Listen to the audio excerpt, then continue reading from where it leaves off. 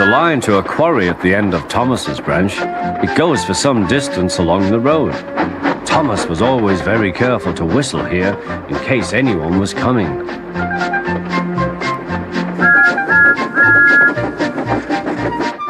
Early one morning, a large policeman was sitting close to the line. Thomas liked policemen. He had been a great friend of the constable who had just retired. Peep, peep, he whistled, "Good morning." Thomas expected that the new constable would be friendly too, but was sorry to see that he didn't look friendly at all. He was red in the face and very cross. "Disgraceful," he spluttered. "I didn't sleep a wink last night. It was so quiet, and now engines come whistling suddenly behind me." "I'm sorry, sir," said Thomas. "I only said good morning." The policeman pointed to Thomas. "Where's your cowcatcher?" he asked. "But I don't catch cows, sir." "Don't be funny," snapped the policeman.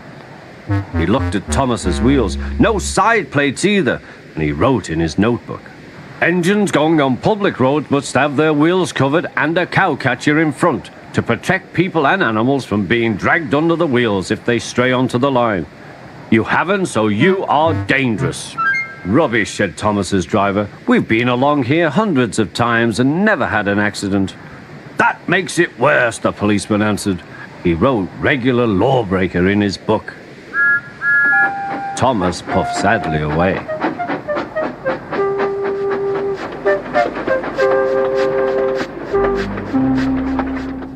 The fat controller was having breakfast. He was eating toast and marmalade. The butler came in. "Excuse me, sir, you are wanted on the telephone." "Bother that telephone," said the fat controller. "I'm sorry, my dear," he said to his wife. "Thomas is in trouble with the police, and I must go at once." At the station, Thomas's driver told the fat controller what had happened. Dangerous to the public, indeed. We'll see about that. The fat controller spoke to the policeman. But however much he argued with him, it was no good. "The law is the law," he said, "and we can't change it." The fat controller felt exhausted. "I'm sorry, driver," he said. "It's no use arguing with policemen. We will have to make those cowcatcher things for Thomas, I suppose." "Everyone will laugh, sir," said Thomas. "They'll say I look like a tram." The fat controller stirred. Then he laughed. "Well done, Thomas. Why didn't I think of it before? We want a tram engine. When I was on my holiday, I met a nice little engine called Toby. He takes trucks from the farms, but the lorries are taking over most of his work and he needs a change. He has cowcatchers and side plates. I'll write to his controller at once."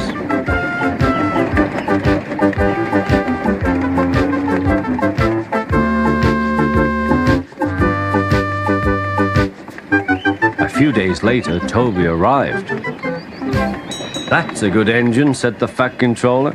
"I see you've brought your coach, Henrietta." "You don't mind, do you, sir?" asked Toby. "The station master wanted to use her as a hen house, and that would never do." "No, indeed," said the fat controller. "We couldn't allow that."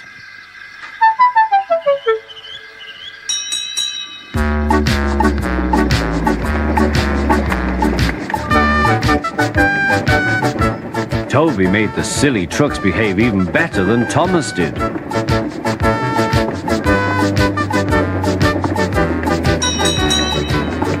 Oi, you!